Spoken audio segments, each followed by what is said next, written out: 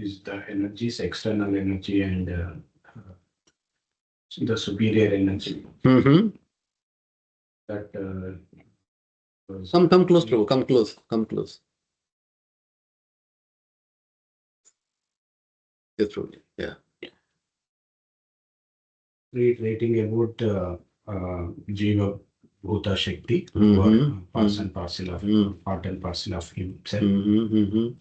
And then he was also talking about the vibhutis, how he is, in the entire universe, each and every element, along with Panchabhutas, and then the other three elements which we are made of. And also mentioning how only one in thousands is knowing him. Even after getting siddhis, only one person is knowing him in full. So that full knowledge is trying to give to Arjuna and to all of us. That is at the beginning of it. Okay. What else? So, what are the other things which you guys learned in the last 2-3 classes?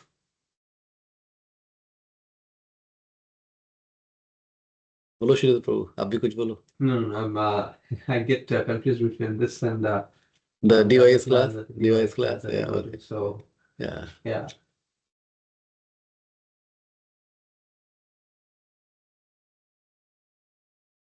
So Krishna also talks about 4 types of people who will approach him, Very good. 4 types of people who move away from him, and gives the traits of them. Very nice.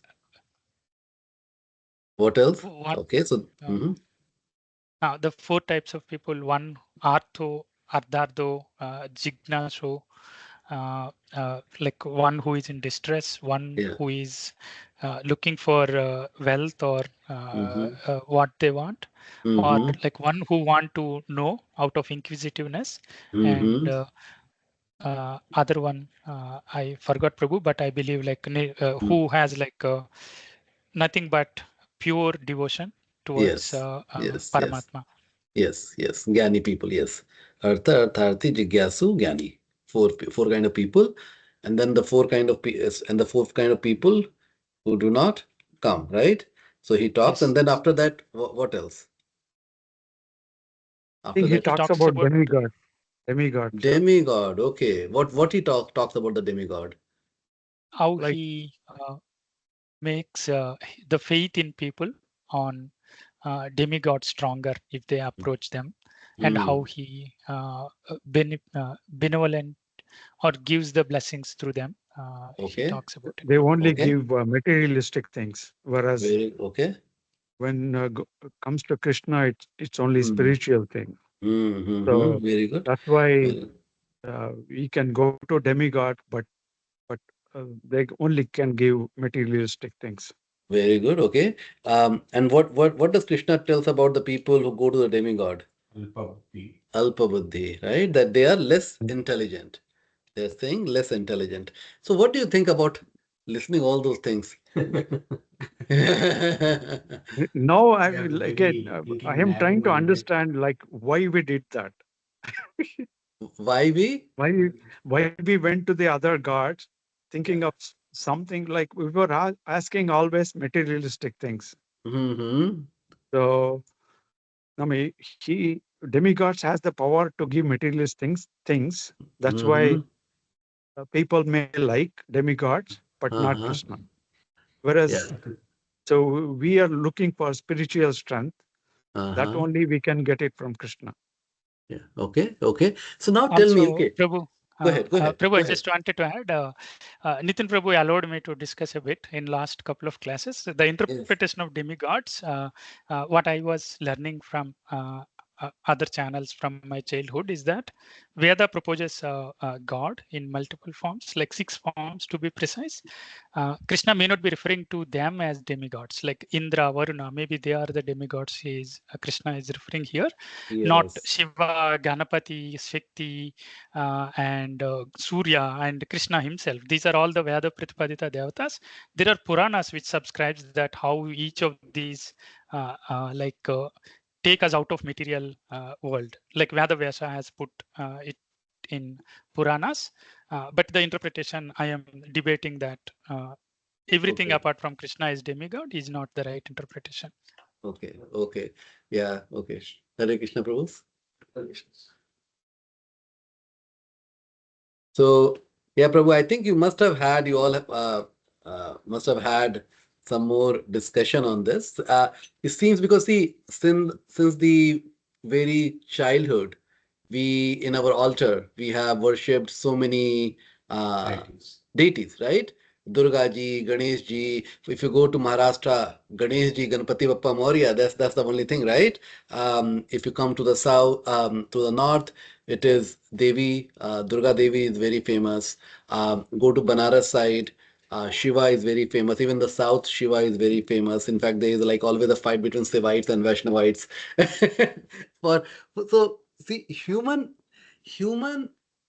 we start differentiating and associate with that differentiation. We think that if I associate with something, then that must be the great thing. Because I have my false ego. Oh, Deepak the Great. Deepak the Great means the God Deepak is loving must be the great one also. Right? I am a Durga worshipper. Oh, Durga Devi. They are, what you are saying, Krishna? Durga Devi. Right? And then I'll bring my Puranas. I'll say that. Let's say I'll say that. Okay. So, but if you look from the Krishna perspective, all these demigods, they are also empowered beings from Krishna. They're just like we are deriving our power from Krishna, they are also deriving their power from Krishna. So let's look for the unity in diversity, right? One is differentiation. The right way to look is unity in diversity. Unity in diversity. Krishna manifest, he expanded, we all living beings, right? We are minuscule, very small. We are not Krishna. We are Krishna's, means we belongs to Krishna, right? Okay, that's now similarly, demigods are empowered beings. They have been created as an administrator to govern something. Who is Durga ji, for example? What is the role of Durga ji?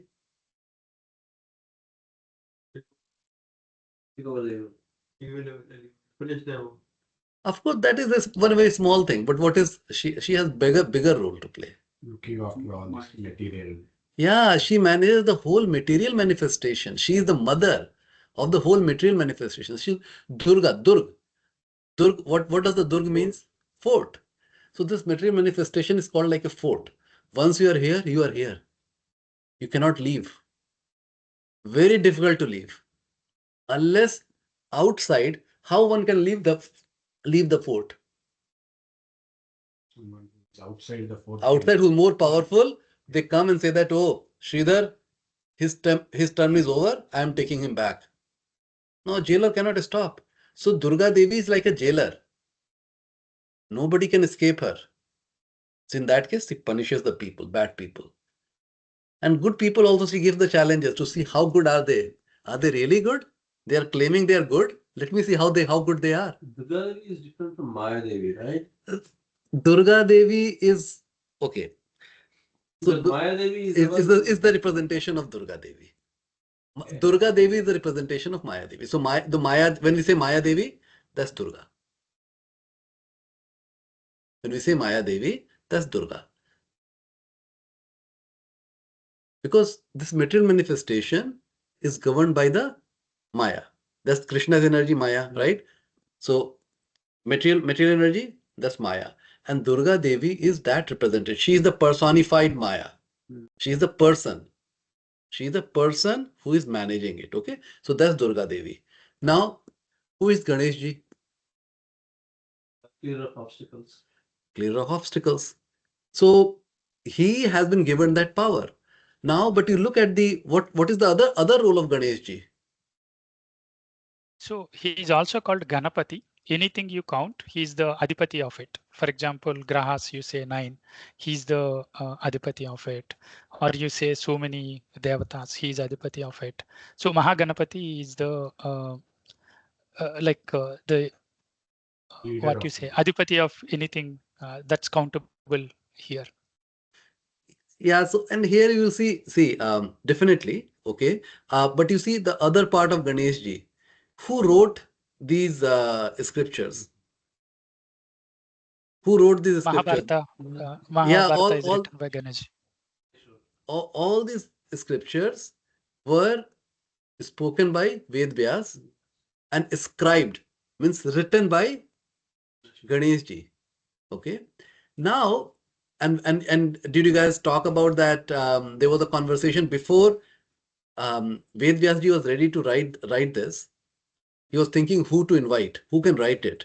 They figured, oh, Ganesh ji is the fastest writer. Okay. And other thing is Ganesh ji is, he will only write once he understands it. He won't write like, he's not like a typist. You keep saying typist will type. Whatever he doesn't, they will type. Ganesh ji is not like that. He has to understand it before he writes it. Okay. So the deal was, so Ved Vyas ji, so Ganesh ji said that, okay, I'll become your scribe. But the only one thing is, you cannot stop. Once you stop, I will also stop, then I won't write again after that. So the Ved Vyas ji has to continuously speak. Okay. Then Ved Vyas ji thought that, oh, that will be very difficult because he also needs to process. So he said that, yes, okay, I'll agree that I won't stop. Means if I stop, then you stop. But you will only write after you understand it. Okay. And in that case, you will see that when you read the scriptures, there are many googlies, the things which are hard to understand. Okay. And why that happened? Because Ved Vyas ji has to process something. And to process something, he will send the googlies. So the Ganesh ji also has to think what he's telling. Does it make sense? So these are things are also written. So okay. So Ganesh ji is just not is like a wish fulfiller thing. He is also coming in the form of the devotee. He's serving Krishna, right? He's serving Krishna energy. And then when he is writing the things, it is, and when he's understanding and writing it, lot of times the Ganesh ji worshippers, they say that, oh, no, no, no. I like Ganesh ji and that is my God. But then we forget that, hey, Ganesh ji is the one who has written these scriptures. If I follow Ganesh ji, then I should follow what Ganesh ji has written also after understanding. Right? And that's where the differentiation happens. Oh my God, you are telling Krishna is higher than Ganesh ji? You think that you are superior? But you see, that's where we become differentiated and we forget that there's a unity in diversity. Ganesh ji is not an ordinary being like you and me. Right? He's an empowered entity. He's an empowered entity. Right? He has a role to play. Similarly, now you go to Surya, Chandra, all these, right? So Surya is a post. So Durga is also a post. Surya is also a post. Today, Vivashwan is a personality which is managing that post, right? Right? So these are the posts. But we think our God, your God, and then I am bigger, you bigger. That's where all the problem starts, and that's where we don't understand the scripture at all. We get confused. We become the part of the googly. Right? But when you try to understand the Bhagavad Gita and see that even though Krishna is telling they are less intelligent, that doesn't diminish it. Krishna is the one who has created those demigods or empowered them. And Krishna is telling that they are less intelligent. So he's telling we are less intelligent. Because we know that, because it is our selfish desire that I want to fulfill my desire. I want somebody to take away my health issues. I want somebody to give me a lot of money. So here there are 2 points. Here again, see, we can understand these things in a multiple perspective also. Okay. So if I can get gold and diamond, and I'm looking for a broken piece of glasses, am I an intelligent person or a less intelligent person? Did you understand my question? No. If I can get, okay. In this room, there is a gold, silver, diamond, and the broken glass also. If I go, I run, I see, oh, nice, shiny thing. And I go and lift it. That's a broken glass. And I'm jumping. Hey, I got it. Sridhar Singh, why he's dancing just like that? Sridhar will go, oh, there's a diamond. He will lift it and quietly sat down. And he's thinking this Poor Deepak is dancing just like that. Oh, I see Chinese stuff. Now, I'm less intelligent or a more intelligent? Less intelligent? There's a gold diamond in there. So what the scripture what Krishna is telling here, when we can go and ask for the bigger and better things, which is, I don't want to take the life birth again, because if I take the birth again, there will be misery. I'll be looking for the money. I'll be looking for this. I'll think, oh, I have the health issue. I have the relationship issues. It's always when you take the birth, those things are coming as a package. And now to get rid of those things or reduce the burden, I'm going to a demigod. Every birth I take, I'm doing the similar things. Less intelligent. When I can go for the higher intelligence, which is, if I can go get out of this cycle of birth and death, then there is no misery. In the spiritual world, there is Vaikuntha. Vaikuntha means no kuntha, no misery. Place of complete happiness. That's called Vaikuntha. Okay? When I can get there, then why I'm looking for get rid of I'm focusing all my energy in doing all this puja, archana and the stuff to get my things removed, right? So from that perspective, Krishna is telling they are less intelligent. But he's not telling they are fool. They are less intelligent. Did you guys thought about it? He's not telling they are fools. Why? There are like 4 categories who he already defined as modas and who Krishna. So he's differentiating from them potentially, Prabhu. He's differentiating at the same time. See, there are people who are completely atheist, who think that I am the one, we all came in atoms and molecules and that's it, and there's nothing superior. But at least the people who are going to demigods, they are developing this conception, there are powers higher than me. And how do they know there are powers higher than me? Because when they do, this is the experiment they are doing, right? They have developed a desire and they are told that you do this kind of rituals, your problem will get solved. They do it. And next month, the problem is solved. They say, wow, man, this thing worked. This thing worked. Oh, there must be higher power. So they're moving one notch higher, right? But the demigods becomes happier. And I'll give you my example, okay, later. Demigods become happier if we go and approach Krishna. I'll tell you why of course, the scriptures talks about it, okay? But then I'll share you my experience also. So initially when I started, when I was in college, after I'm almost finishing college, I was a worshipper of Durga Devi. Okay, so all the because that's what I saw in my home. In North, everybody does the Navratra, right, Mataji? Everybody does the Navratra. Very popular. So we will do Navratra, and then I will recite Durga Chalisa, right? Every day recite Durga Chalisa, like first day 1 time, second day 2 times, third day 3 times, 9th day 9 times. So I was like, that was my style of worship, right? So and the only good thing I never asked Durga ji, Devi ji for anything. I just did it because everybody was doing it, right? Then later, I was told there was one Guru Ma. I used to go to Guru Ma, and she was Durga worshipper. So then one day she told me that you should worship Hanuman ji. I've heard of Hanuman Chalisa, never heard of Durga Chalisa. I don't know the Durga Chalisa, yeah, the Durga Chalisa, yeah. So now Hanuman ji. I started worshipping Hanuman ji. She said that you should read Hanuman Ban every day. You know Hanuman Chalisa, but there is something called Hanuman Ban also. Okay, so there's something Hanuman Ban. So I would read Hanuman Ban every day, right? Sometimes I'll read 9 times, 10 times. I will read that. Okay. So now who is Hanuman ji? Devotee of Ram, right? He's devotee of Ram. These days you will see in the if you go in at least in North, I have seen people they put even this more punk. What they English? What do you call it? Peacock feather to even to Hanumanji. Like peacock feather, they put every to Hanumanji also. Is Hanumanji will be happy with the peacock feather? No, he's a servant, right? He's a Ramji. He's like always sitting like that, right?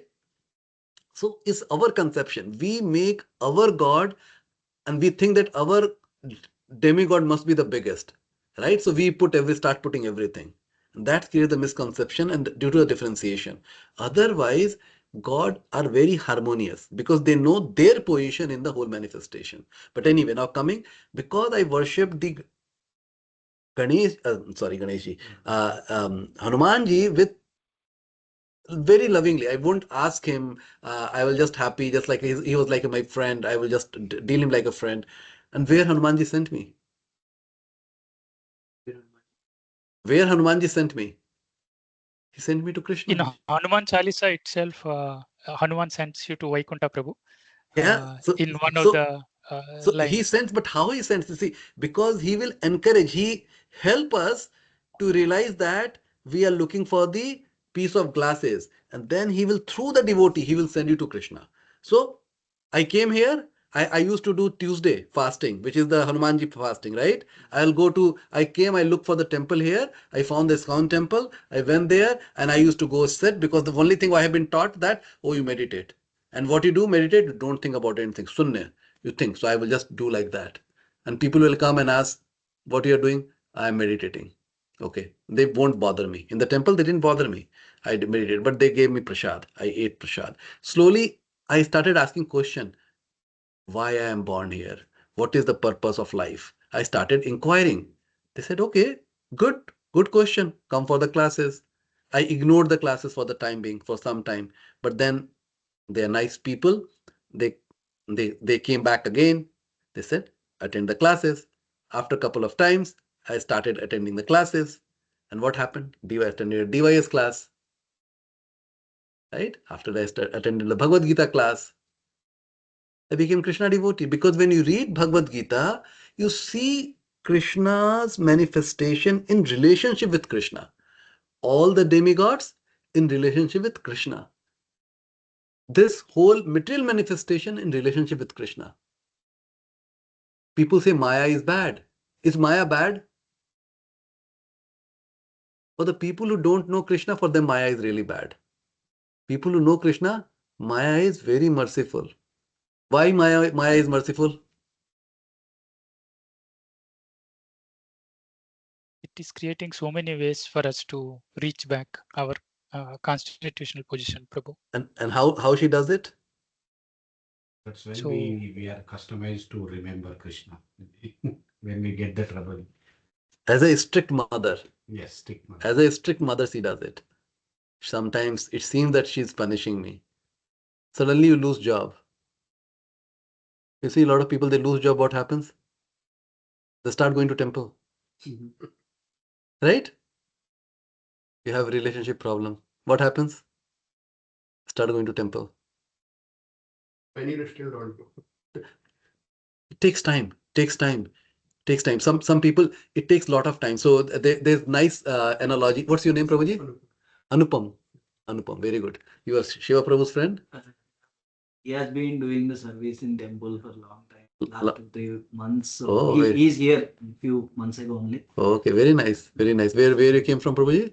I came from Gurgaon. Gurgaon. Well, you are from Delhi area. Okay, I was there recently. Okay, very good. ISKCON Gurgaon. Okay, I've been there. I've been there. Yes, I've been there. Yes. What I was talking about? People don't go to temple. Yeah, you're telling, yeah, sometimes people still. So there's a nice story, right? You can understand it. So let's say there's a worker who is working in, there's a big building which is being constructed. Okay. There's a worker who is just going around doing it, and supervisor is calling him. Hey, Deepak, come here. But I am all like putting my headphone. I am just happy, right? Okay. Paisa aa raha hai. I'm happy doing my stuff, right? But he's shouting, Deepak, come on, come here. But I'm just busy. Then what he will do? Sometimes he'll put $1. I see dollar. I become happy. I lift it, put it in my pocket. I'm going. I didn't even look up. Dollar aaya, I put in my pocket. So there are people like that. As long as they're getting the money, they're happy. They won't even look where the money came from. They think that it is me. I found it. So it belongs to me. Okay? That's the mentality. Then sometimes what happens? the supervisor will throw something on my head, right? Sometimes which won't hit me, it will cross like, then something fell down. Still, I survived, good luck. And still I'll go like that. Still I don't look up. But then you start getting stones. Small first, then bigger and bigger and bigger, and then suddenly like you hit it. So it takes time, Maybe not in this birth, next birth, following birth. It takes time. We don't know how many lifetime it has taken us to come and hear this. we were probably in the same category as Prabhu you're talking about, Anupam Prabhu, right? So Maya Devi is very compassionate. See, the mother, strict mother, she know how to discipline the kids. So Durga Devi's job is not easy. She wants us to go back, but she knows that ये क्या बोलते हैं, लात के भूत बातों से नहीं सुनेंगे. Right? You understand Hindi, right? Everybody? Okay. Yeah. So in that case, she gives. So once we start understanding Bhagavad Gita, then we start appreciating the problem in our life.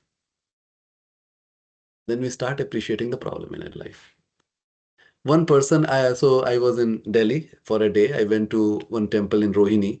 A very nice temple has been constructed there. I met a Western devotee there. He's Prabhupada disciple. And he used to go and preach into the jail. So he was not a criminal. He used to go inside the jail to preach. And he said that, tell me what opulences, everybody has some opulences. Anupam Prabhu may be very intelligent. Shiva Prabhu may be very hardworking. Sridhar Prabhu may be very rich. Right? So everybody some opulence. What kind of opulence people in the jail have? Lot of time. Patience to listen, at least. Time. Lot of time. That's the opulence. So he was telling that the people who would come and hear, lot of them became devotee. Because they were looking for, because they have nothing. So it seems like a good information. Seems like, tell me more. And they started reading the book and they started chanting and they became all wonderful devotees. So see, it was a very bad place. Jail is not a great place, right? But that turned out to be the best place for them. They came out as a devotee. And the jailer, they saw it, they released them on all that good behavior. Good behavior. They were released, means their time was cut short.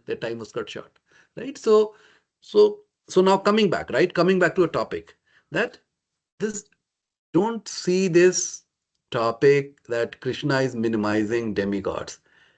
He's not minimizing demigods. He's minimizing us who have the desire, and for those desire we are going to demigods to fulfill those desires. You understand what Krishna is minimizing? That's the reason he's telling we are less intelligent. He's not telling demigod are less intelligent. He is telling we are less intelligent. You understand? So if you worship some demigod, don't feel that we are being minimized. It is our false ego which is being minimized. Our false ego. Okay? If I would have said, my Durga Devi is less, I would have never become a devotee. Now I see Durga Devi, how Durga Devi is connected with Krishna. I know how Hanumanji is connected with Krishna. Similarly, if you are a worshipper of Ganeshji, you see how Ganeshji is connected with Krishna. Shiva is little difficult to understand. Okay? He is Ishvara Tattva. He is not demigod. It's a separate category. When he expands, and I think I think Nitin Prabhu was telling that there are a lot of discussion. When he expands to create the material manifestation, the Vishnu expands as Shiva. Right? And we say that, Shiva is in charge of mode of ignorance. He is not in ignorance. He is Ishwar Tattva. He is in charge of people who are in ignorance. What does tells? Shiva is the most merciful of all those Ishwar Tattva. Why? Because he knows these people who are sleeping all the time, who are smoking, who are murderer. They have no other way. Shiva even goes to them. That's the reason he lives in the Samsan, in the cremation ground. Right? So it is not minimizing that, see, for different people, There are different personality to associate with. But once we start associating, you will see that that personality, if we are honest and sincere, that personality will send us to Krishna. Do you know who Shiva is meditating on? Ramji. There is Parvati ji asks, because Shiva is always meditating. Parvati ji asks, my dear Lord, who are you meditating on? And he says, Ram, Rameti, Rameti, Rameti, something like that. I'm meditating on my Istadev, Ramji. Right? Shiva doesn't feel that, oh, Ramji is higher or I'm meditating. There are stories also, right? There are stories like that. Oh, sometimes where between the pastime between Shiva and Krishna, that how he is helping Krishna. But those are all different pastimes. See, when Krishna came as the and Mohini Murti, right, and he attracted Shiva also, right? See, that is, and then Shiva becomes very humble. He becomes very happy. He's not angry because he's like thinking, "Wow, look at Krishna, how he can even bewilder me." They don't feel like that. We human feel like that. It is our problem. Okay, so we shouldn't feel, if let's say our cultural background has been that I have been coming from Durga worshipper, Ganesh worshipper, so all right, we don't need to abandon them. What we need to change one thing, that we know we worship them in relationship with the Supreme Krishna. And you will see the result. You will see the result, how they will empower us through the intelligence to make the best devotee we can become. And you'll see in your life. Okay? So that was a little commentary on that, because a lot of us, we feel little bewildered when we hear this demigod worshippers and all those stuff. When we are coming, we have the very strong cultural heritage on the demigod worships. Okay, so any question, any thoughts, Prabhu, here? Prabhu, I'm almost like very harmoniously put how you have explained. But this demigod definition is something, it's not from Bhagavad Gita or what Krishna means. Like maybe it is expanded from other books, and so where you are like elaborating. What I feel through like Mahabharata or other stories, Krishna teaches lessons to Brahmadev or Indradev.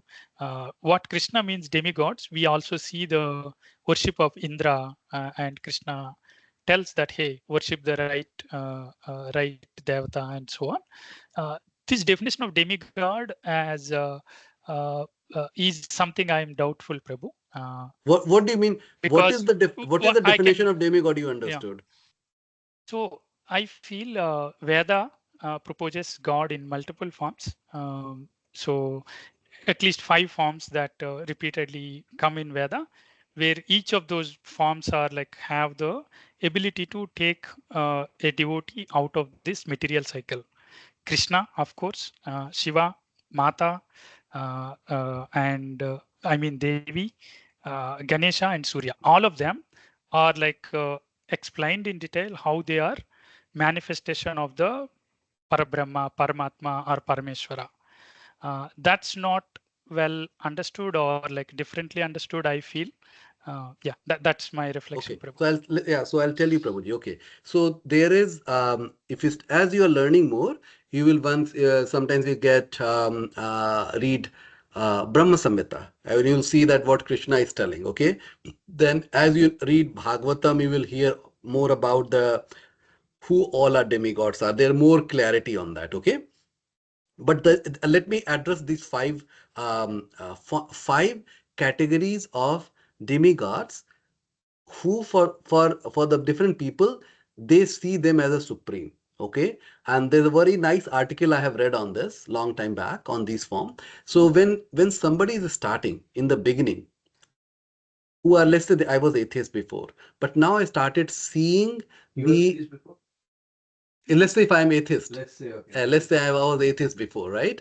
Let's say I was atheist before, but now I started seeing the power, right? So where I start seeing the nature as the manifestation of God. I see, wow. When I go to the nature, I feel so serene. I feel very good. peace is there, harmony is there. And that becomes the form of divinity for me. Those people, they worship sun god. Okay? They worship sun god. So now they started from there. Okay? Now, as their consciousness is evolving, the next step is they see that I am getting, you know, I want some opulences, something like that, right? They start believing that slowly that they're no it, and this is a long time back. Okay, so I'm recalling that article, very nice article. Okay, they start, I want something, and then the next step is they started worshipping. So it's an evolving consciousness. As people are getting little higher, they start worshipping Durga ji. Then the next is tells that now they say that, oh, why people are getting all these challenges in their life? What is causing that?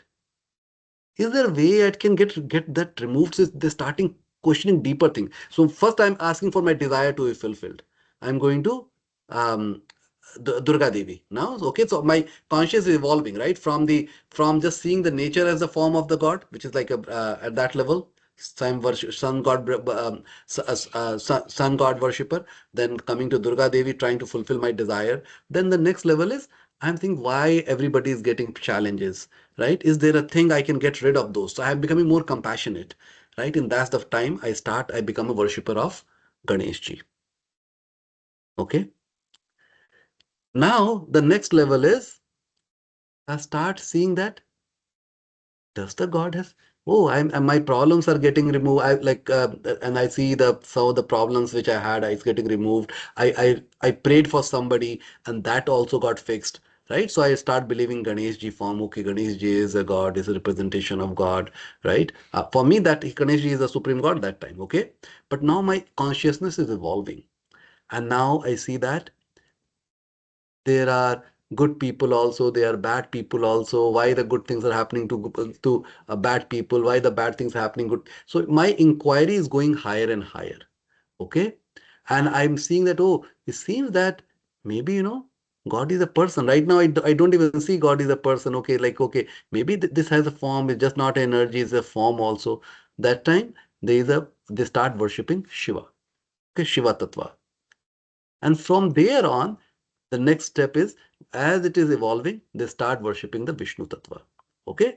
So this is a very nice article written why, and this is all coming from the Vedas. There were a lot of references. Okay. That, see, Vedas are created for all of us. It is not one person. Okay. And we all have different conceptions. So Veda is created to fulfill all those needs. The problem, what happens, we take one book from the million of books which is there in the library, and we think that I have got the best book, and I read that and think, okay, I've got everything. But I don't read before it and I don't read after that. That's where the problem happens. But when you go to, if you go to verse chapter 15, once we get there, you'll read one verse where Krishna is telling that how he is the Vedas. Right? He is the Veda. He's telling that, okay, and he's telling all the summary.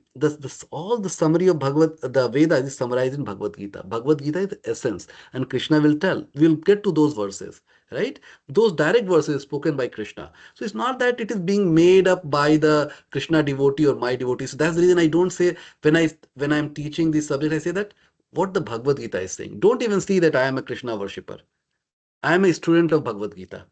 And I want you all to become a student of Bhagavad Gita. Then you make your own interpretation, right? Then you make your own interpretation using your intelligence, right? So this is the right way to understand, Prabhu. Okay, this is the right way to understand. Okay. Yeah. Yes, Prabhu. I think I can talk more, Prabhu, offline, because Yeah, that sure. essay, I feel it's shallow. Yeah. Because when it says like Surya, it's not the sun we see, it's Aditya Hridayam. If we read from Ramayana, it tells how sun is Brahmesha Nachutesaya Surya Aditya Varchase. He talks about Brahma, Rudra, Vishnu. Everyone is Surya itself. It talks about So, source so, of suns. so So Prabhu, I'm see okay, what? Prabhu. We can Yeah, park yeah. here. See, yeah, and see so for every, and so there is little bit more explanation is needed. See, these are things which cannot be done in one class. There's a lot of understanding and knowledge. So when you read the Shiva Puran, what would you read there? You will read How there, Shiva is the greatest. It will say that Shiva is the greatest. Okay? Yes, Prabhu. Because if I am following something, they know that due to my false ego, I'm going to follow something where I feel that I am doing the greatest thing, the best thing. If you read the Durga, right, the people, the worshipper of Shakti, and you will see in their Puran how Durga Devi is considered to be the highest. Okay. Now, how do you go and harmonize all these facts?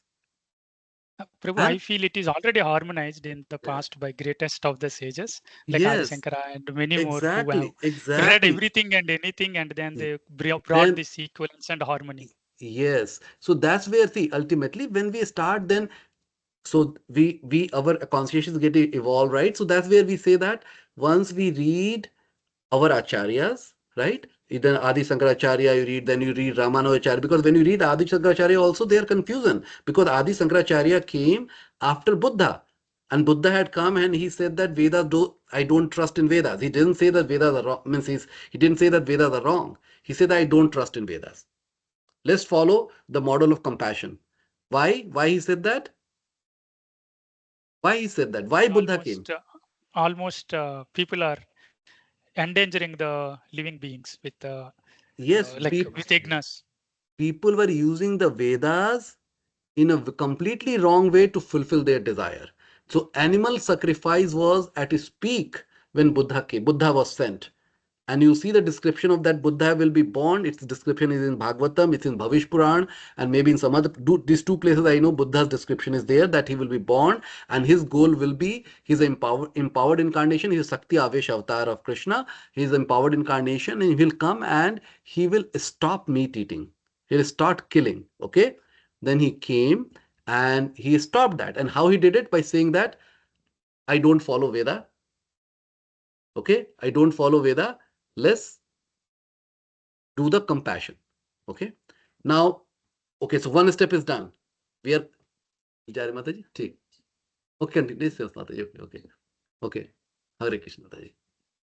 So one step is done. Next step, because Veda has to be brought back, because without the Vedas, we cannot go back to Godhead. Right? It has to be brought back. So what happens next? Adi Shankaracharya came. Who is Adi Shankaracharya? His Lord Shiva incarnation. He's been powered by Lord Shiva. Okay? He came, and what he established? Veda's right place, Prabhu. Veda, he said that oh, we like he said that we are all one, right? So he started from there. There are about 72 branches of Hinduism back then, Sanatana Dharma. Yeah, so he unified them, all of them. He said that, okay, one. But now if you start reading, and the people who are the follower of Adi Shankaracharya, they will get really upset. But it is, you'll see that how Ramanujacharya came and he said that he identified the issue with Adi Shankaracharya, and then he tried to say that this is the right way to understand it. And Adi Shankaracharya came to establish the Veda. He couldn't go and establish the Veda completely. He has to take a step, right? He took one step, right? And to do that, he said that, okay, everything is one, but he also said Govindam, right? He wrote the song Govindam, right? Bhaj Govindam. Bhaj Govindam, Bhaj Govindam, right? He wrote that song. Now, from there, then Ramanujacharya came, next step. Then Madhvacharya came, next step, right? So each of those things then were re-established to the level. Then Chaitanya Mahaprabhu came and he harmonized everything. He took the two points from all acharyas, from the Sankaracharya, from the Ramanujacharya, from the Madhavacharya, put it together and harmonized everything, and which is Achintya Bheda Abheda Tattva. He's telling inconceivable oneness and difference. So there is a oneness also. How oneness? Qualitative oneness. When Adi Shankaracharya said that, his disciple understood, oh, we are all one. So you are God, I am God, and Krishna is God, we are all same God. But it is a qualitative oneness, okay? Then he said that inconceivable oneness and difference. But yet we are different from Krishna. He's Vibhu, we are Anu, right? We are part and parcel. right? So that's how it is all established. And but if I just read, understand from like one thin layer of all those things, I will come with my own conclusion. That's the reason it is recommended that one should read Bhagavad Gita without putting any conception. Read through it, understand it.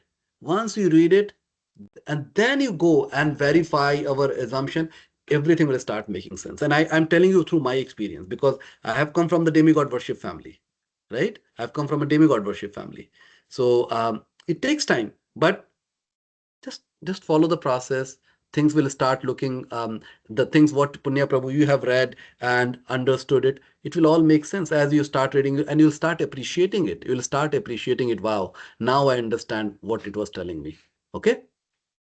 Krishna is not Yes, jealous Prabhu. of any of the gods. He's not. Yeah, he's not. We should not think in He's that harmony. perspective. He's in harmony. He's harmony. Unity in diversity. Okay.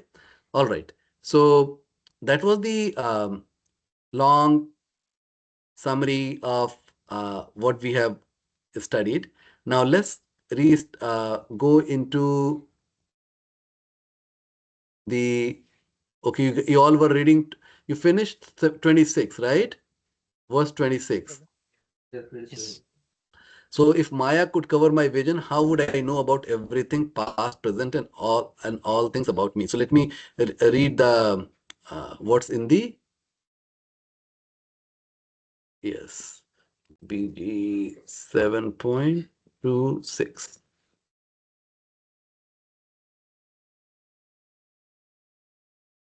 And show in advanced view. Oh, okay. Let me Devanagari verse test. Synonym. Oh, voice. Okay. Verse text. Translation. Purport. Everything. Okay. And we will go to 26. So let's read 25. I am never manifest to the foolish and unintelligent. For them, I am covered by my internal potency, and therefore they do not know that I am unborn and infallible. So he's telling, I am never manifest to the foolish and unintelligent. For them, I am covered by my internal potency. Now you tell me, if Krishna is God, how he can be covered? If somebody is claiming to be supreme, how he can be covered? Because then the thing which is covering him must be higher than him. He's putting To the his wrong- Yoga Maya Prabhu, and I to make understand. his Leelas play, so he covers it. So You know, he controls it, Prabhu. so no. So in that case, would you say Yoga Maya is more powerful than Krishna? No, it's Why? as his desire on to what extent he should be covered, to what extent he should be visible, and to whom, to uh, in what way. Krishna controls based on the eligibility of the person receiving it. So okay, so you are right. Let me give you the example how to understand it. Okay, if there is a cloud covering, there is a sun. There is a cloud covering. Is cloud is covering the sun? Is cloud is covering the sun? No. What cloud To is covering? with What light reference is to the covering? point of observation, Prabhu. Very good, very good. Cloud is covering our vision to the sun. So Yoga Maya, similarly, Yoga Maya, it covers our vision. It doesn't cover the Krishna. Krishna is always there. Nobody can cover him. What the Yoga Maya does, it covers our vision.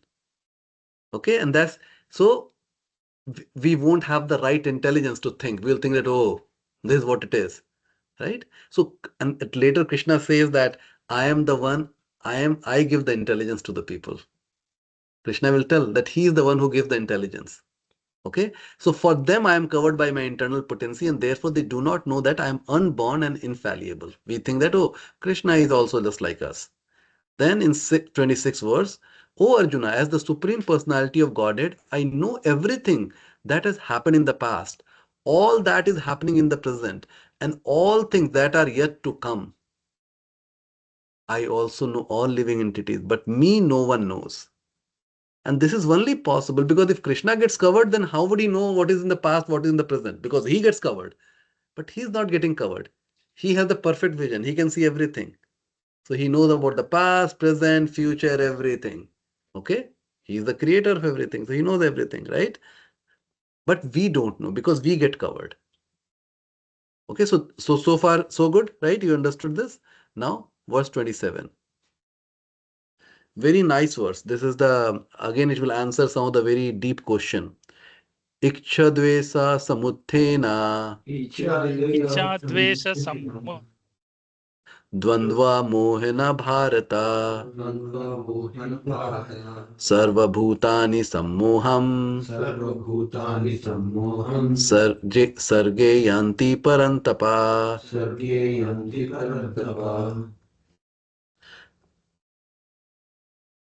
Sridhar Prabhu, read translation. Sure. O scion of Bharata, O conqueror of the foe, all living entities are born into delusion, bewildered by dualities, arisen from desire and hate. Okay, so this verse is telling what is our bondage. So I said that we are in the Durg, we are in a fort. There's an invisible wall of this, right? So there are a fort, we see the wall, but this is a wonderful fort. We don't see a wall. It's an invisible wall. And this is the characteristic of that invisible wall. Tell me, what are the characteristics of the wall here? What did we read here? Tell me the words, please. Duality. Desire and hate. So that duality means two things. And what is that duality? Desire and hate. I want this. And I didn't get this. I hate this. Sridhar Prabhu, I wanted you to come and pick me up from the airport. You didn't come. I hate you. Or Sridhar Prabhu, you are becoming rich and richer. I am working hard. I am not getting the money. I hate him. That's what typically happens. Envy comes, jealousy comes. I'm trying to dramatize it, right? But you look into our heart. This subtle, this desire, right? What I want. Based on that, if I get it, I'll become happy. If I don't get it, I become unhappy, and slowly there may be jealousy and envy, right? So this desire and hate, these are the ones which creates the duality. When we say duality means, should I do this or should I do that? But if there is not, should I do that? I only see one road. There is no bifurcation. I see this is the right road. I know this is the road. There is no duality. You understand? Now, if we start seeing everything in connection with Krishna, then all my desire is for Krishna, not for me. If all my desire is for Krishna, why should I hate somebody? All my desire for Krishna, and Krishna is giving anything, whatever I need is for me. I understand that. Then why I should get worried about something? Whatever is coming by Krishna's will. So you see how the duality is getting away? You understand this? This subtle thing. I don't know where you're following. Duality happens when it's this or that. But when pardon me? There's a kind of a choice. Choice, right? But when I'm following Krishna's path, everything is connected with Krishna. In that case, the thing which I want to do, the desire, is aligned with Krishna desire.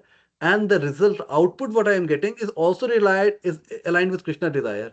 So I accept both the things. I am desiring for Krishna, so there is no duality. The output which I am getting is that is directly coming from Krishna. So there is no hate, anything like that, because I'm satisfied. I'm just satisfied. I'm just satisfied serving Krishna. I'm very happy that I'm serving Krishna. Krishna has given me the body which is working. I'm so happy. If I have a car, I'm happy. I don't have a car, I'm happy. Krishna's will. So that's the kind of affection and love I have, that there won't be any duality. Prabhu, like desire to say do things for your own kids. Sorry, Prabhuji? Desire to do things for your own kids means there whether they come back or not means like it's only one way, right? Whether they do something back in return or not, you never expect. Okay, it only goes from your side. Okay, so in that case, I think desire is good. Otherwise, like as parents, if you want to do things for kids, okay, out of our desire, then this society will collapse, right? So then there's in that type of desire, there's no duality, right? So yes, so see, the better way to think like this. So the better way is that these children, let's say you have a son, I have a son, that this son has come in my life by the will of Krishna. Exactly. Because a lot of people, they don't even get the kid, right? Yeah, yeah. Okay. Yeah. Now, God now, knows. now I say that the right desire is, I would like my son to become a Krishna devotee. Now that is my desire. I want this my son, and the scripture says that. The scripture says these two things.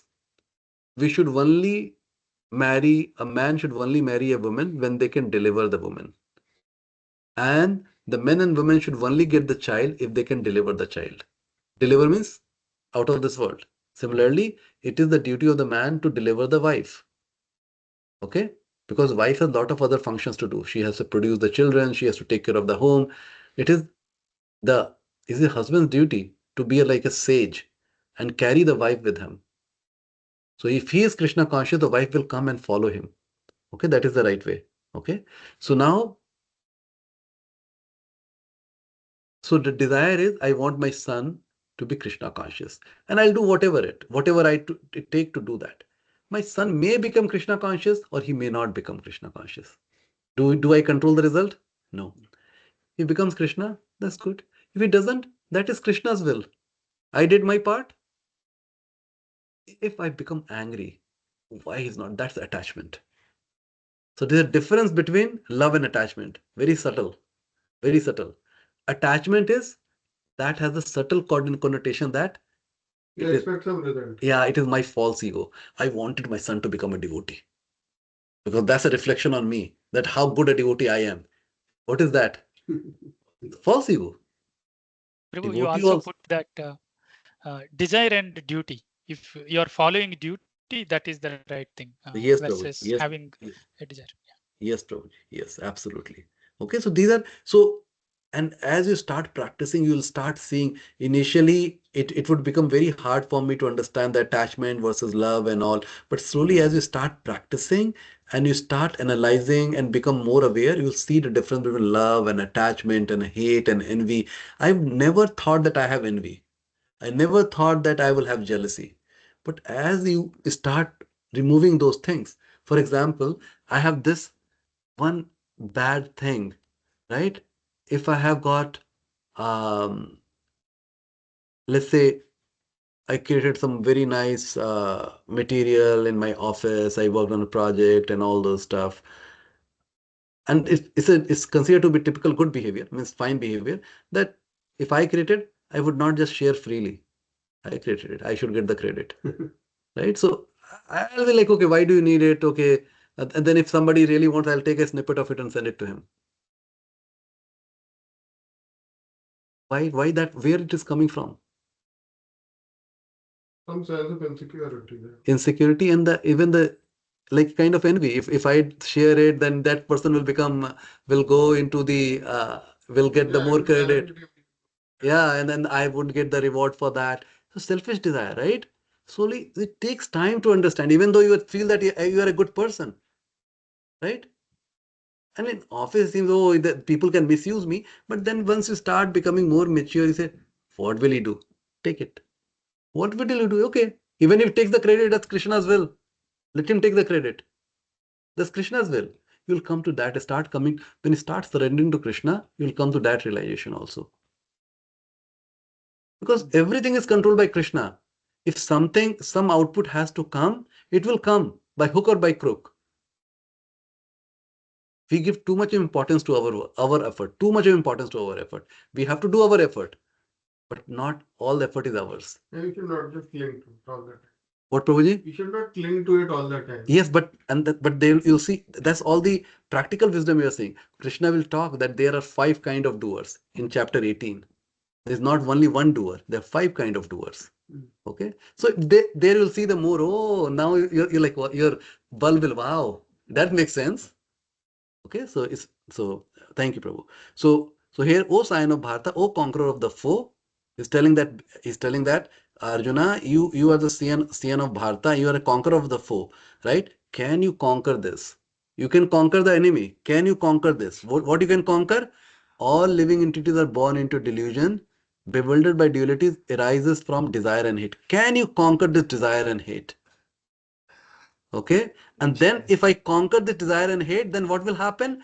I won't be bewildered by duality. And after that, what will happen if I am not bewildered by duality? I am not in the delusion. You see, it's opposite, right? If I'm not in delusion, then I can see the things as it has to be seen. I've got the now I've got the right glasses to look at the world, not the colored glass. Right now I have the colored glasses. I see the world blue, white, yellow, depending on what kind of person I am. Make sense, Prabhu? Okay.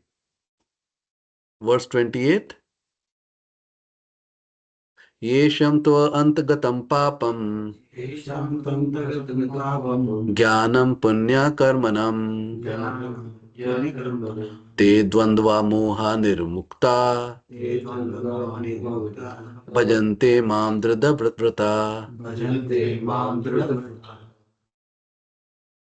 Shiva Prabhu, read this. Oh, Shiva Kampila Prabhu. Yes. Persons who have acted piously in previous lives and in this life, and whose sinful actions are completely eradicated or freed from the dualities of delusion, and they engage themselves in my service with determination. Now tell me, what is the key? Yeah, what are the points? Let's try to parse it. What we understand from here. So one with the clean slate of past and present, they will do the service of Lord, or they get eligible to do the service of Lord. So clean slate. Tell me a little bit about the clean slate. So each of us come with a baggage of punya and papa from previous lifetimes and current lifetime. As we get rid of them, that's the clean slate I'm referring to, Prabhu. Okay. And so here, how we get rid of those things?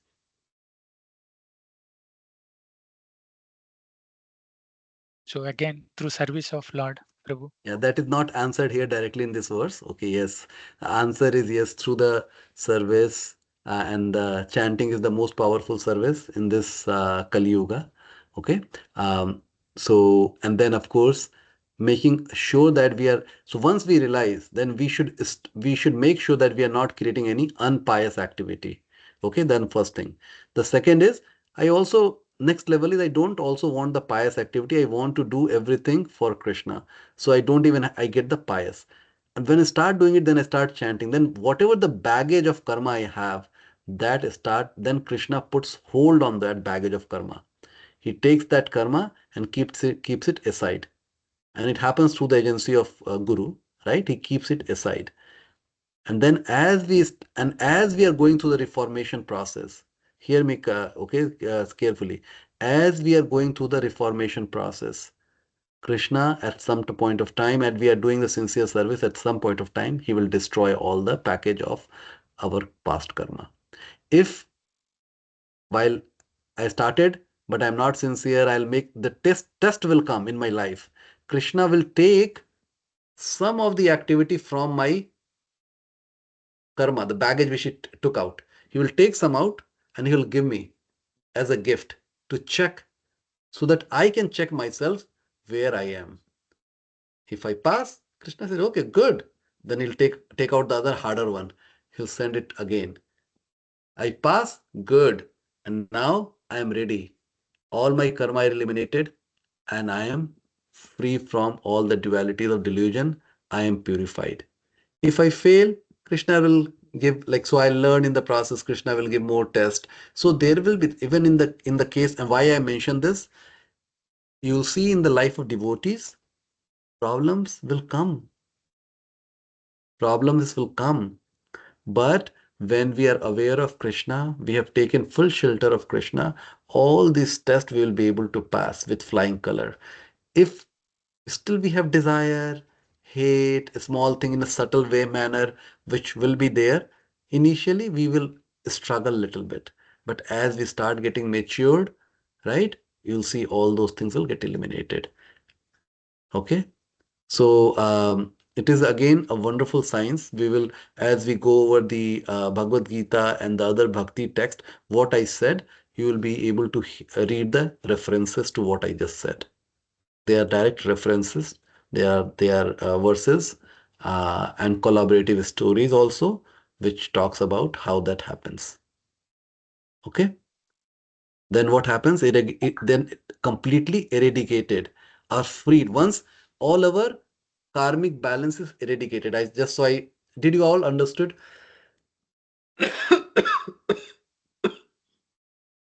how the karmic balance get eradicated? What I mentioned? Did I make sense? Yes, Prabhu.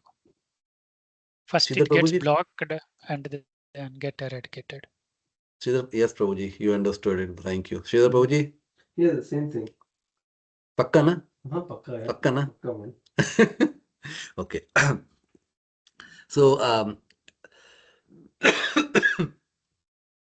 Prabhu, one small question. The yes, blocking Prabhu. part is for giving more freedom in our service to Lord. How the blocking helps, Prabhu, before the eradication? Yes, so see, because we won't be able to serve if we have the baggage of all this karmic balance, we won't be able to serve Krishna. Because see, Krishna, when we are serving, right? Krishna only takes the service from the pure devotees because he is pure. But out of his kindness, he allows us to do the service even if we are not pure. But even in that state, right? Because I'm freed from to do the service for Krishna, I have to be somewhat pure. And by keeping that, taking the baggage off, he allows us to do the work. Otherwise, it's very hard to not live my nature. If my nature is, I always want something, it's very hard not to think about it. Okay? Because he allows us, by doing that, I'm able to start serving Krishna. Okay? So yes, so by taking away the load, he makes it easier for us to serve Krishna. Is he talking about serving him when he said they engage themselves in my service with determination? Is it talking about in this material world, or is it talking about in Vaikuntha? Very good question. Initially, so we ultimately we want to serve a king. Where can we serve the king? In his palace, because he is living in palace. I am just a commoner person. I am not in a palace. So first I need to be elevated to the palace, right? That palace is spiritual world. So the real service begins in spiritual world. Okay, but as a practice, we start doing the service in material world. So we do them, and in the material world, Krishna comes in the deity form. Krishna comes as a devotee. So devotees are representation of Krishna. So we become kind to everybody. All the animals, human beings, we become kind to everybody because they are representation of Krishna. So it's basically service to the humankind, a human or... So it is a service to, so see, okay, when we start becoming mature, so there is a level, right? So Kanishtha-adhikari, Madhyama-adhikari. So the level of devotee. When initially the devotees are becoming devotee, they see Krishna in the temple as only as God. So they will, in initial stage, what will happen? You are going on Janmashtami. You want to take the darshan. You will rush through the other people. Let me go forward. Somebody is getting hurt, that's fine. I want to see Krishna. It is my right to see Krishna. That is Kanishtha-adhikari. Okay? Madhyama will become more sober. No. There's Krishna, but Sridhar, who is standing behind me, he is also Krishna representative. I shouldn't hurt him. Sridhar Prabhu, आप भी चलोगे क्या? Let's move. Let's go together. So there is a now realization that we are all part and partial, and it's a real realization. Okay? So see how, so Madhyama. Uttama is, you all go. I want you all to become a devotee. You go. Don't worry about me. I'm fine. Let Lord give me all the misery what you all have. I'll be fine. You please all go. I become that compassionate. Uttama. Okay. So this is a level, gradients of the devotees, right? So when we say devotees, there is a gradient in devotee also. Okay. So similarly in the service also, there is a gradient. Initial my service will be Somebody tells me, then I'll do the service. That's the initial phase. Next, I'll do the service as a duty. I should do the service. Everybody is doing duty. I should do the also service. But then the highest level is, I'll see the problem. You see, there's a problem here. I see all these shoes in the temple are just lying here. Or there's a temple example. I see all these people are suffering in the hospital and here and there. Why they are suffering? I have money. Let me make it get a hospital. But at the same time, I know that only getting the hospital is not going to be enough. Let me also give them the knowledge so that they can come out of this material world. Let's start thinking at that level. Right? So all this social work can be done from the material perspective. Social work can be done from the spiritual perspective also. Understand? Say if Duryodhana got an opportunity to directly land at Goloka, we never think Duryodhana will be in service mode, right? Yeah. Because his nature is not changed yet in the material life itself. Yeah. So one saying I would like to say, have you heard this? Manav Dharma is Madhav Dharma. Yeah. Manav Seva Manav Seva is is Madhav Madhav Seva. Seva. Yes, Prabhu. What is wrong with that sentence? He's talking only material perspective. And it assumes that if you serve mankind, all problems are solved, which is not the case. Intent is not qualified, Prabhu. Intent is not qualified. Yeah. Intent is not. So right way is Madhav Seva is Manav Seva. So the person who is truly in the Madhav Seva, they invariably will do Manav Seva. Because they know Manav is the part of parcel of Krishna. So in that case, any social work you will do, it is the intention is Krishna. How to bring that person to Krishna. Even it means that I'll take care of somebody in the hospital, but my intent is always, okay, I'll take care of his health, but the next I'm going to take care of his spiritual health. I'm not doing the social help just to get my ego fulfilled. Oh, Deepak is great. He put his multi-million dollar and he created a hospital. He's a great man. No. Deepak will be doing and putting his multi-million dollar with thinking that this is Krishna's money. It is going at the right place. Whether I get the respect or not doesn't really, that's not the issue. That's not getting the respect is not one of the attribute. Rather, the attribute is this money which belongs to Krishna, which I got by Krishna's will, is being used for the Krishna service or not, right? And how do I know it's being used by the Krishna service? Is the result produced from that? It's really, can I see that the result is going to Krishna's servant, right? So you see how my whole intention changes. So Madhav Seva is Manav Seva, makes the complete sense. Manav Seva is Madhav Seva, that creates the social philanthropy, but it may not lead to the spiritual elevation, because I may be coming from my own selfish desire. A lot of philanthropists. What, Prabhuji? Lot of philanthropists. Okay? Yeah, there are a lot of. Andrew Carnegie. Yeah. They are philanthropists because they're competing with each other. Each other, right? Okay. Yeah. A lot of people, they're giving money to Trump. Everybody wants to give I'm the bigger giver. They're all philanthropy, but they're giving the money for what? To the politician to make their status much higher in the society. Right? So that Manav Seva is a Madhav Seva is a wrong statement due to that reason. So right statement is Madhav Seva is Manav Seva. That's the right. If we go with that statement, then it. Yes, I just wanted to add these kind of very famous idioms may be doing a lot of damage, as you mentioned, but there was no attempt to correct it. For example, in India, this Manav Seva, Madhav Seva, like maybe there should be some conscious attempt to correct such wrong things in the which are like very popular, Prabhu. Yeah, Prabhu. And you know who does it? So the people out of their selfish desire, they make it happen, right? Because people know that, hey, I want to get the donation out of this person.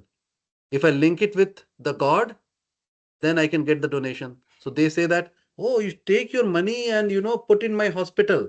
You do this for this. You do and go give it to this politician. This politician is really nice. He will bring the, all the good things. So, and that's where so just like how the caste system came into being, right? You heard this you saw the words, right? Gun karma vivagasa. So the 4 division happens by the guna and karma. But what has happened? 4 division is happening now by birth, janma and karma. Janma and karma, not guna and karma. Not karma, right? Janma. Janma only, yeah. Karma is also Janma only. they say that you had a bad karma, that's the reason you got this janma. Right? So they do just one word change, right? Not even 2 word change, only 1 word change. Right? So similarly, like Madhav Dharma, Manav Dharma, people just create these things, and all those things are the manifestation of our false ego. Similarly, women empowerment. Women empowerment, where that term came from? Women was always empowered. Why you need to say that women is empowered? Because you have a feeling that they are inferior. Because the people who do that, they think that women are inferior, and then and then they say that you should become free, you should leave your husband, you should do, and then these are the people who go and corrupt the women. Because once the women are out of the house, they don't have the shelter, nobody's taking, then the women get exploited.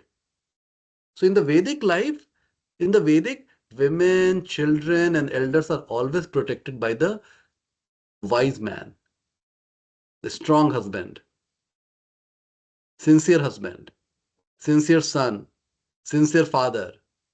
They're protected because women, children, and the adult can be exploited by the bad people in the society. Okay, and I don't want to digress. So, but this makes sense. Persons who have acted piously in previous lives and this life, and whose sinful actions are completely eradicated, are freed from the dualities of delusion, and then they engage themselves in my service with determination. Because once I become pure, right, then I'm always engaged. Of course, there is a stage. There are like unearth. You've heard these 9 stages, right? Adav Shraddha, Sadhu Sangha, Anarth Nivritti, Nishtha, Ruchi, Bhava, Nishtha, Ruchi, Bhava, Prema. Okay, so once we are going through this Anarth Nivritti, as we are clearing the Anarth Nivritti, there will be more determination. As we are eradicating our bad qualities, there is more determination to do the service to Krishna. Okay, that will lead to love, real love, ruchi, real love for Krishna. That will lead to asakti. I really don't want to leave Krishna. Krishna is mine. That will lead to the bhava. I am always with Krishna. And then the prema. There is nothing but Krishna and nothing. These are different stages. Okay? 29 verse.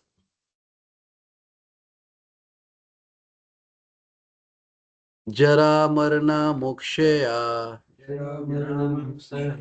Mama Ashrita Yatantiye Te Brahma Tad Vidu Kritsnam Adhyatmam Karma Chakhilam. Yes, Shiva Sai Prabhu. Intelligent persons who are endeavoring for liberation from old age and death take refuge in me in devotional service. They are actually Brahman because they entirely know everything about transcendental activities. So, intelligent person who are endeavoring for liberation from old age and death take refuge in me. So, who are the intelligent people? Who think that why I am getting old, right? They take refuge in me because they want to get the question answered. And how they do it? By doing devotional service, serving Krishna. They are actually Brahman because they entirely know everything about transcendental activities. So see, when we say Brahman, see, and these are things people, the so-called Mayavadi, or the people who are ignorant, they become that, oh, we are Brahman and Krishna is also Brahman, so we are one and the same. But see, Brahman are used in a different context. So they are telling qualitatively we are Brahman because they entirely know everything about transcendental activities. Okay, why they are Brahman? Because they know that they are beyond. So anything beyond the 3 modes is Brahman. Anything above the 3 modes is Brahman. So Brahman is considered to be energy. Brahman can be the light, if the light of Krishna, the very bright light of Krishna, right? And the Brahman is also because qualitative they have moved above all the three modes. So they understand that who the Supreme is, what is my relationships. So they know about the transcendental activities, what kind of work I need to do. Right? It is not the work that I have to do for me, I have to do the work for the Supreme. So that's called transcendental activities. Okay? And the last verse. Sadi bhutadi devam mam Sadi yagam cha ye vidhu Prayana kale api cha mam Te vidur yukta chetasa. Punya Prabhu? Those in full consciousness of me, who know me, the Supreme Lord, to the governing principle of the material manifestation of the demigods and of all methods of sacrifice, can understand and know me, the Supreme Personality of Godhead, even at the time of death. Okay, so all these terms will be further expanded. Okay, so you saw even in the previous verse, Adi Bhuta was talked about. Here, uh, Sadi Bhuta, Bhuta Di Devam, right? Adi Devam is talking about, right? So all those things will be expanded further in chapter 8. So those in full consciousness of me, who know me, the Supreme Lord, to be the governing principle of the material manifestation. So who are the people who are full consciousness of me, who know Krishna in full consciousness, who Krishna is, and they know that Krishna is the Supreme Lord, and they know that Krishna is the governing principle of the material manifestation, right? And of the demigods. So, right, so Krishna is managing the material manifestation, is managing the demigods and the all method of sacrifice. So all the yajna and everything, all the rituals we're doing, he manages all those things. These people can understand and know me, that that I am the Supreme Personality of Godhead, even at the time of death. So why he's calling it even at the time of death? This, tell me, why he promised in the other verses, whoever remembers me at the time of death, they will for sure reach him. Yeah, that's the chapter 8. So he's now in because chapter 2 or somewhere else also he mentioned about it, Prabhu. Okay. Yes, Okay. we definitely discussed on this. Okay. Good. Okay. So even in chapter 8, you will see that he will make the connection. What is death? Is death a bad thing or a good thing? So that we will see. Death is a good thing or a bad thing. So, and then why it is a good thing or a bad thing, and then you'll see the connection with this particular verse here. Okay. So that ends the chapter 7. I will just go to this PowerPoint. So we talked about iksha and dvesha, desire and hate, and we talked about how this is the one which is keeping us in this world. This is the invisible wall of this fort, right? And one whose sins are eradicated, and one who acted piously in previous and present life, they can get free and they can start serving. Then these are the 6 terms which are used here: Brahma, Adi Atma, Karma, Adi Bhuta, Adi Deva, Adi Yagna. So all these terms were used, and it was like, seems like a very loaded 2 verses. All those will be further expanded in. So Krishna used all these words, right? Arjuna will be asking, tell me about these words. What do you mean by Adi Atma? What do you mean by Karma? What do you mean by Adi Bhuta? What do you mean by Adi Deva? So just like Punya Prabhu was talking about, is that definition of the demigods makes sense? So just like Arjuna is asking all these terms, what do you mean by these different terms? And he will ask in chapter 8. So we will go start, and then it will connect with the even the death, right? How it is related with the death. So all those things will be the connection to chapter 8. They're in the middle of a war, and then he's asking all the meaning. See, he doesn't want, because the stake is so high. Because if he kills so many people, he knows that I'm going to get so much of sin. He's an intelligent person, right? So intelligent people, before, doesn't matter how high the stake is, they will always think before they act. And if the stake is much higher, you have to think higher. But we sometimes rush. Or stake is higher, we should just rush and then we get into trouble. Right? I'm going to miss my flight. I just start running. 2 minutes enough to enter into inside. Yeah, but very cool guy who prepares well, right? Right. So Otherwise, we get tensed even before 4 hours also. So if the stakes are higher, we have to really think. And Arjuna is very, very intelligent person. So he's thinking very loudly and clearly, and he's asking all the question, verifying that before I shoot a single arrow, I really want to know that's the right thing to do or not. So that's the learning. That's the learning for us. We should, before we do any work in this universe, we should know what is my purpose, why I'm here. Why do I have the wife what I have? Why do I have the children do I have? Why do I have the kind of job what I have? Why do I have the neighbor what kind of I have? Why? And then I should act in the right thing, right? Then everything will be perfect. Otherwise, the things will continue the way it is continuing. With respect to stability of Arjuna, right? You are talking about this discussion before the war, why he is discussing all this, just to start shooting arrow. So with respect to that, yesterday we were covering one text, Prabhu, from Bhagavatam. I don't remember the text. So where Arjuna was praying Krishna when Ashwadhama released Brahmastra, and when it is coming and he could see lot of effulgence, and then he was praying Krishna, he was offering obeisances, kind of, I mean, he's glorifying Krishna in 4 verses, and then finally he's saying, I'm seeing this effluence, now tell me what should I do. It's not like he does not know, he can also shoot Brahmastra, but he was asking, what should I do, Krishna, in this situation? That's how much stable he must be. Yeah.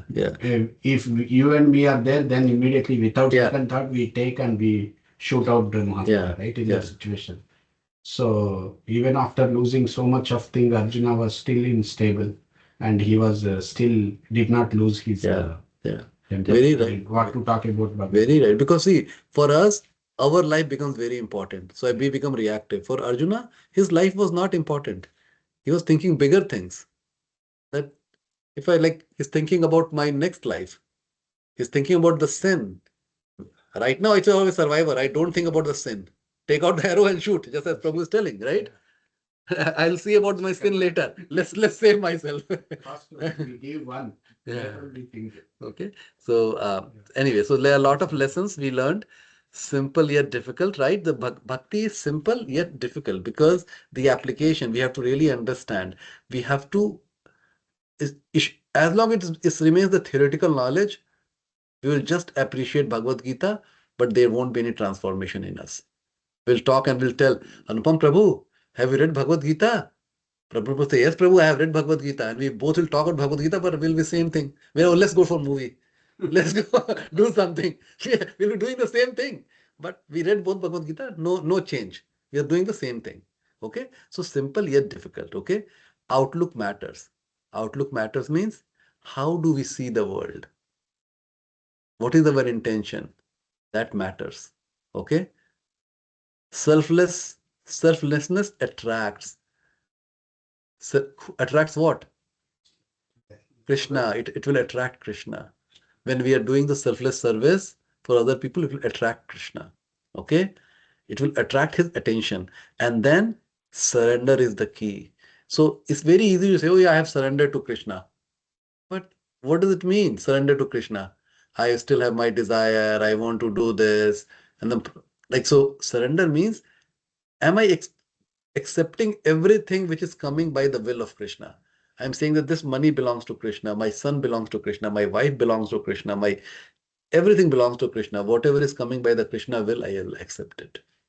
That's surrender. It's very high form. Means if anybody can claim, I am surrendering to Krishna and Krishna can take away anything, none of us will have the gust to say that, oh, Krishna, take away anything. Because Krishna will take. He'll say, okay, let me show you how firm you are, right? But that's where we have to get there. That's what surrender means. Surrender, that's the surrender. And surrender can only happen by love. If I'm fearful, I cannot surrender. If I'm in love, then I'll surrender. A wife can surrender her body to her husband, even though she try to preserve her body out of love. not out of fear. That is called rape. And then they go and complain to police. Same thing. But one is complain to the police, other is love. Right? So surrender happens only out of love. Go above likes and dislikes. So iksha and dvesa. We have to go above the iksha and dvesa. So these are some of the lessons. So we saw in chapter 7, Krishna is in energies. And then we will see, so this is generating the love for Krishna. That's the reason Krishna is sharing about his energy. We see how opulent Krishna is, what his position is. So that gives me his position, right? And that will develop the love maybe. And then how to reach him. That is chapter 8. How to reach Krishna. It will tell the process. That is where the connection of the death will come. And then later, bhakti and all those stuff. Okay. Now, in summary, what did we covered? Initial 7 verses. Here, takshanu. Do you remember? Always try to remember this word. Takshanu. Now listen. Here. Takshanu. Here. Okay. Here. And why you should hear? Because through that we will know Krishna. Without the hearing, we cannot know Krishna. Every day, we should take it literally. Every day, we should try to hear the lecture. At least half an hour to 1 hour, we should hear or we should read. Okay? We should read. And they are nice book. Even like say, so you can read Krishna book. Very simple to read. Let's say you are studying Bhagavad Gita. You can go and read the previous chapter of Bhagavad Gita, but let's say philosophical, you can read the story. Krishna book is very nice. It is from Bhagavatam. All the story taken out. Very simple to read. Read Krishna book, or there are other lectures, very nice lectures. You can hear S.B. Keshav Swami, you can hear, I'm just telling this, the devotees who speak to the very wide crowd, right? The people who are young, old, or this level. So S.B. Keshav Swami Maharaj, I think he appeals to a lot of Western people and everybody alike. Then Amog Leela Prabhu. He speaks in Hindi and English also, but he speaks like with a very common thing. He will bring the movie and the sports and all those things. Very nice. Anupam Prabhu, you probably know, right? Yeah, he's from Delhi. So Amog Leela Prabhu is, he's the Ashraya channel. So just go on YouTube, look for Amog Leela. You'll find, and then once you start hearing some, you'll start getting the suggestion on that, and you'll like it. Of course, and through that there are a lot of devotees, right? There are lots and lots of devotees, lots of Swami Goswamis, right, who are speaking and talking. So I'm just giving you a few things, and then but here, every day here, okay? Then 8 to 12, how God is inside every single thing. This is what we call vibhuti. When Shiva Prabhu was summarizing, he was talking about vibhuti. Vibhuti means all his opulences, right? I am the ability in the man. I am the taste of the water, right? I am the light of the sun and the moon, right? So Krishna is there, right? If you see the sun, and that reminds me of Krishna, that is called Krishna consciousness. If I'm drinking the water, taste, wow, water tastes so good. Oh, Krishna. Now you're remembering the Krishna. That's the reason Krishna is telling. You're able to produce the child. Wow. It is not me. Like I had a sex and I had. It is where that sperm, like this, that small sperm has so powerful that it produced the children. So that's the ability in Krishna. Krishna has given me that power. Thank you, Krishna. I'm grateful to Krishna. Right? So that is all vibhuti. So how God is inside everything. So how Krishna was telling that how I permeate the whole universe and you and the demigods. So he's talking about how God is inside every single thing. Then Krishna is telling, you have to surrender. But who are the people? But why you should surrender? Who does surrender? Who doesn't surrender? Right? These are the things we talked about. 4 kind of people who don't surrender, 4 kind of people who surrender, and why surrender? Because once we surrender, then only we go back to him. Okay? And then Krishna talks about improper surrender. What was the improper surrender? Demigod worship, we're trying to surrender. And then the other is impersonalist. We think that, oh, Brahman, I am also Brahman. I am also God. That's the improper surrender. And then what is the cause of illusion? Duality, desire and hate. Very good. Remember that. And that once we do that, then that is path to freedom. In 27 and last 28, 29 and 30 verse, Krishna says that you will come to me, right? He's using big words there.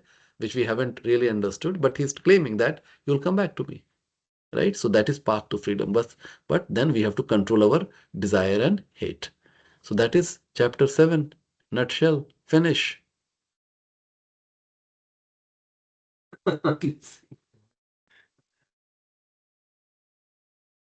Nice chapter, right? This is the Bhakti Yoga. We will start chapter 8 next week. Any question, thoughts, Prabhuji's, Mataji's? I don't know if any Mata is there right now. I think it's only Prabhus are here. Oh, Mata is there. Shruti Mataji. Mataji, you had Shruti asked one Mataji question. has a question. Yeah, I'm just what she has asked. Yes, Mataji, क्या question था? वो आपने अभी बताया, मैं actually पूछ रही थी कि लाइक जैसे हम सरफ कई बार भजन करने में टाइम स्पेंड करते हैं, तो does that also count in devotional service और how is it only chanting counts? No, bhajan is also is remembrance of Krishna. Definitely, we are doing bhajan is definitely remembrance. But does it replace the chanting? No, it doesn't replace the chanting. These are all complementary. Chanting. So see, so bhajan you can see that we are coming together with somebody, and then we are also talking about people, but then we are having one-on-ones. Chanting is like having one-on-ones, right? Very intense. I'm very intent that I want to talk to this person, right? So chanting is like that, okay? And then bhajan is okay, it's little light chit chat. It's a little light. This one-on-one is a serious chatting, right? And bhajan is like a light chit chat. So while I'm listening the bhajan, I'll be doing some other service also. That's fine. While doing the chanting, it's just me and Krishna, right? That should be intent. The mind will be still going here and there. That's fine. But still the intent is I'm only doing this chanting for Krishna to please him. Yes, Prabhuji. That's what sometimes when we are chanting, there are a lot of things other running on the mind, and then I've just started thinking that probably this is how I'm talking to Krishna while chanting. So I just put aside other people, and I'm like, okay, even if it is running in the thoughts, so let you hear what we are thinking. But I don't know how those thoughts will go away, but it is not. It will go slowly. It will go away, Mataji. Slowly, it will go away. It's just in chapter 6 you read, right? Arjuna is telling that I can stop the wind, but I cannot control the mind. Krishna, what the Krishna says? Yes.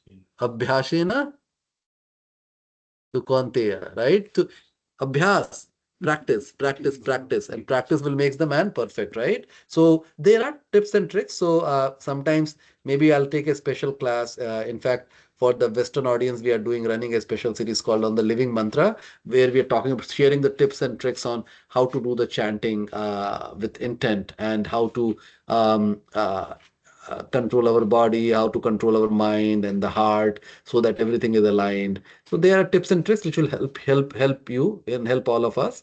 But right now, the simple thing is, whenever the mind goes here and there, as soon as we realize that mind has gone somewhere, bring it back, and again start focusing on list. So in the chanting is, we clearly enunciate the mantra like Hare Krishna, Krishna Krishna, Hare Ram, Ram Hare Hare.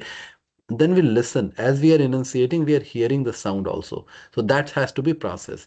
Whenever the mind comes in between, start thinking something else, as soon as I realize, I bring the mind back and again start focusing on the mantra. Hare Krishna, Krishna Krishna, Hare Ram, Ram Hare Hare. And this we chant. Okay? So that's what I've started. Yes. Wonderful, Mataji. How many rounds you are doing, Mataji? How many rounds you are chanting? Trying to reach 8, but 4 to 6 is what I do. Okay. What is the minimum? What is the minimum you are doing? 4 is minimum. Very 6 good. I am just recently started, but that's what I just get deviated. Then I feel I'm not doing it properly, so I again come back to 4. No, don't worry about the proper. See, minimum you maintain and just keep chanting, right? And as you get better and better, you will be able to chant more. Okay. Yeah. Okay. So very good. Very good. You're chanting 4 on Mataji. That's very nice, and trying to do better. Punya Prabhu, do you get the chance to chant, Prabhuji? Not regular, Prabhu.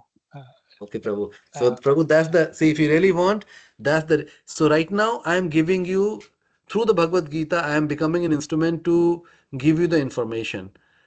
The realization will happen only by chanting, Prabhuji. like where you will develop the firm faith. Right now it is all theoretical, we can talk and all those stuff.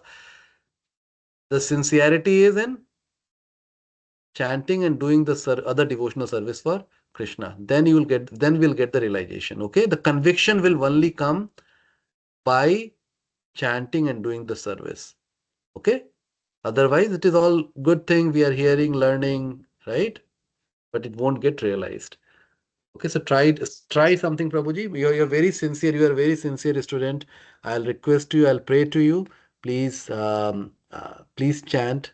Start with, and you can start because you have a big. For you, the conviction is not a problem. I think it's just you have to get started. So start from. To other devotee, I'll say that to start with 1 round, 2 round. I'll say that to you, Prabhu, start with 4 rounds. Okay, half an hour you can easily chant. Okay, start with 4 rounds. My kind request, next week I'm going to ask you, Prabhu. Okay, so start today. Yes, Prabhu. Start today. Yes, Prabhu. You I have actually do puja, Prabhu, like morning and evening. So, but I will add, Prabhu. I Yes, will Prabhu. remember you so that you Yes, ask me next class, I remember it. yes, Prabhu. See, what you will see, and this we have gone, I don't know whether we have gone over or not, in Kali Santaran Upanishad, Brahma Vaivatra Purana, all those places mention that for Kali Yuga, chanting is the Yuga Dharma. So the puja, Archana was the Yuga Dharma in the Dwapar Yuga. There's elaborate deity worship. Okay. And to do the elaborate deity worship, we need to have everything purified. All the items will be purified. When we don't get anything in the purified, we get it from the shop, market, where it is coming from. So it's very hard to get the result out of it, right? So that's the reason for Kali Yuga, the chanting of the Maha Mantra is suggested. Okay, so and as we are reading, we'll share more of those references, so that will give you conviction, more conviction. Okay, so but please do a start, and that will really help you. Okay, please. You Yes, can, Prabhu. yeah, So, and you can, Prabhu, I got Rama mantra from one Guruji. I will do that because I asked you this question some time back. I will be reporting you on that. Okay, Prabhuji. All right. Okay, Prabhu, we'll end the class here. Thank you very much. Hare Krishna to all of you. Hare Krishna. Hare Krishna, Prabhuji. Hare Krishna, Mataji.